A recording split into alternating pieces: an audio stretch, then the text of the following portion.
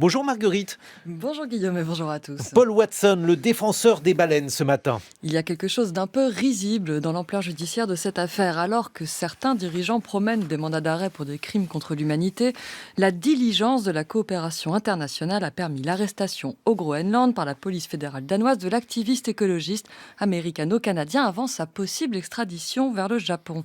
Alors qu'hier, le tribunal du Groenland s'est prononcé une nouvelle fois en faveur du maintien en détention provisoire de Paul Watson, nous recevons l'un de ses avocats. Bonjour William Bourdon. Bonjour. Je vous remercie d'être venu ce matin. Quelques mots d'abord sur le caractère exceptionnel de cette arrestation. À l'origine, une notice rouge d'Interpol. Pouvez-vous nous en dire un mot ? Je croyais que c'était réservé aux crimes très graves, terrorisme. Non, la notice rouge, c'est une décision qui est prise par Interpol de valider la diffusion internationale d'un mandat d'arrêt, diffusé même par un pays comme le Japon. Alors, il y a évidemment un devoir, les équipes d'Interpol ont un devoir de vérification. Que le mandat d'arrêt n'est pas simplement une lettre de cachet, comme ça. On ne diffuse pas les mandats d'arrêt qui viennent des Mollahs, qui viennent de Corée du Nord. Il suffit d'un simple coup d'œil pour voir l'origine du mandat d'arrêt et on le met à la poubelle. Le Japon, c'est pas la Corée du Nord, donc c'est un mandat d'arrêt qui est toujours diffusé. La France, moi j'avais été chercher Paul à New York il y a plus de 10 ans. On avait négocié avec les équipes de Hollande, il était passé devant moi à Roissy comme une fleur. Et le mandat d'arrêt n'avait pas été exécuté. Donc ce que la France a fait, le Danemark n'aurait pas dû le faire. Voilà. Le Danemark a fait le choix. Le Danemark a fait le choix. Est-ce que c'est un lobby plus ou moins D'appliquer la souterrain d'une partie de l'industrie de la pêche? Est-ce que c'est le principe un peu dogmatique parfois de l'égalité devant la loi? Enfin, il y a des tas d'explications politico-culturelles. Voilà. 2 mots sur l'extradition possible vers le Japon, Maître Bourdon. D'abord, il faut peut-être préciser que ce n'est pas automatique. Est-ce qu'il s'agit d'une décision judiciaire qui est prise par un juge ou d'une décision politique du ministre de la Justice danois ? Alors, c'est l'inverse de la procédure française. En France, il y a un avis qui est donné par une cour d'appel, la chambre d'instruction, et si l'avis est négatif, il n'y a pas d'extradition. Et si l'avis est positif, c'est le choix discrétionnaire politique. Et c'est l'inverse à Copenhague. Donc là, on attend la décision du ministre. Quand? On ne sait pas, il ne va pas envoyer un Bristol pour nous le dire. Si, par extraordinaire, le ministre acceptait l'extradition, évidemment qu'il y aurait des recours devant la Cour suprême et un recours en urgence devant la Cour européenne des droits de l'homme, qui aura là un tranché, un cas absolument sans précédent. On y reviendra. Donc c'est une décision du ministre. J'imagine qu'il y a quand même quelques critères légaux, parce que ce qui est étonnant, d'abord, d'habitude, on n'extrade pas un prisonnier politique, on n'extrade pas si la peine de mort est encourue. Alors c'est a priori pas le cas de Paul Watson, mais on rappelle quand même que au Japon, la peine de mort est encore en cours. Et on sait que le procès pénal japonais est quand même très éloigné, c'est peu de le dire, des standards européens. Est-ce que pour autant, les États européens extradent facilement vers le Japon, ou ça serait vraiment exceptionnel? Il y a plusieurs aspects. Le système pénitentiaire judiciaire japonais est extrêmement critiqué et critiquable. Compte tenu de l'âge de Paul Watson et de la peine encourue, non pas la peine de mort, mais 15 ans, ça serait une forme de condamnation à mort de l'envoyer au Japon. Donc ça, c'est déjà un argument puissant et qui devrait convaincre les autorités danoises à s'abstenir de procéder à cette funeste extradition. Mais le vrai sujet, c'est le suivant. Depuis 20 ans, l'Europe et un certain nombre de pays, la communauté internationale, disent il faut protéger les grands lanceurs d'alerte.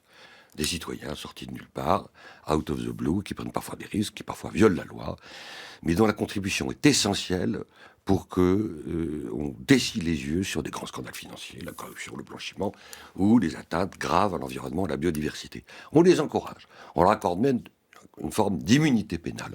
C'est la directive européenne, c'est la jurisprudence de la Cour européenne des droits de l'homme, c'est la relaxe que nous avons obtenue d'Antoine Deltour au Luxembourg à l'origine de LuxLeaks. Alors dans le même temps, il y a cette dynamique de célébration même parfois de ces sentinelles citoyennes courageuses, et puis un vieux monde qui est celui du lobbying, l'industrie de la pêche, l'agro-business, et qui ne veulent pas, pour qui les lanceurs d'alerte sont des ennemis absolus, qu'il faut éradiquer et qu'il faut criminaliser. Donc on ne peut pas à la fois être complice d'une criminalisation artificielle de Paul Watson, qui lutte contre l'illégalisme de la pêche de la baleine, symbole du vivant par excellence, et en même temps soutenir ceux qui se battent contre l'impunité de l'industrie quand elle est criminelle et quand elle offense l'humanité. J'entends, William Baudron, qu'à vos yeux, donc le problème, c'est pas tant le risque d'extradition, même si c'est pratiquement très un risque très important pour Paul Watson, mais la criminalisation d'une activité de défense de la faune sauvage. Cela dit, assimiler Paul Watson à un lanceur d'alerte, c'est pas complètement mécanique, automatique, au moins à mes yeux, parce que il ne révèle pas une activité dissimulée. Tout le monde sait que le Japon chasse la baleine. Non. Et en plus, c'est pas une violation du droit européen sur le sol européen, comme le cas des Peu importe que Wikileaks. ce soit une violation du droit européen. L'important, c'est est-ce que ce citoyen-là, par son action, alors effectivement, il y a la révélation pure de quelque chose qui était secret, et puis il y a maintenir les yeux ouverts par l'exercice de son action et de la liberté d'expression, maintenir les yeux les plus grands ouverts possibles sur l'illégalisme de l'industrie baleinière et sur le mépris par le Japon à la fois des moratoires qui ont été ordonnés par la communauté internationale et toutes les alertes des scientifiques. Donc oui, c'est une forme d'alerte, en tous les cas, c'est une forme de désobéissance citoyenne. Mais le sujet, c'est qu'on ne va pas faire mourir quelqu'un pour un bris de peinture sur 2 bateaux qui se raflent comme ça, avec un montage judiciaire évidemment orchestré par l'industrie baleinière. S'agissant de quelqu'un... Oui, Paul Watson conteste les faits Oui, qui sont oui, reprochés d'avoir jeté de l'acide qu'on conteste les faits. butyrique sur la viande de Et baleine. qui par ailleurs, il faut quand même... Paul Watson, il a quitté Greenpeace, il a été critiqué. Quand on agit, on fait rarement l'unanimité. Il a inventé une forme d'act-up maritime, d'act-up sur l'océan. Voilà. Sans act-up, il y a des années et des années, la France n'aura pas ouvert les yeux sur le scandale du comportement des laboratoires pharmaceutiques et de l'État. C'est un act-up maritime, c'est un act-up de l'océan. Et de ce point de vue-là, il mérite la protection de l'Europe. S'il est extradé, plus personne, aucun grand militant citoyen qui viendrait trouver refuge en Europe ne serait à l'abri. Ça veut dire, qu'est-ce qui va gagner ? Ce sont ceux qui désignent les grands militants écologiques comme des éco-criminels, vous voyez qui je vise, et tous ceux qui empruntent cette syntaxe qui vise à disqualifier ceux qui contribuent par leur action à permettre la survie de l'humanité, à protéger les prochaines générations.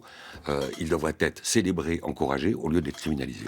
Un micro-mot, William Bourdon, sur cette activité baleinière du Japon. Vous dites qu'elle est illégale, il me semble qu'elle est a priori illégitime et dommageable, mais que le Japon s'est retiré de la Convention internationale de la protection des baleines et qu'il a le droit, non, de poursuivre cette pêche.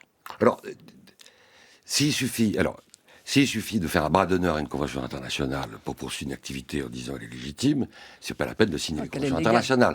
Donc il y a quand même un consensus, et notamment un consensus scientifique, pour considérer que le Japon s'est mis hors la loi internationale en poursuivant l'industrie. Très rapidement, pour conclure, Paul Watson a fait une demande d'asile en France. Ça a l'air d'être assez compliqué d'accorder l'asile quand on n'est pas sur le territoire. Qu'est-ce que vous pensez de ça ? Visiblement, on irait vers une demande de nationalité française. On avait beaucoup travaillé pour Edward Snowden, dont je suis un des avocats. Il y a cette idée... très important.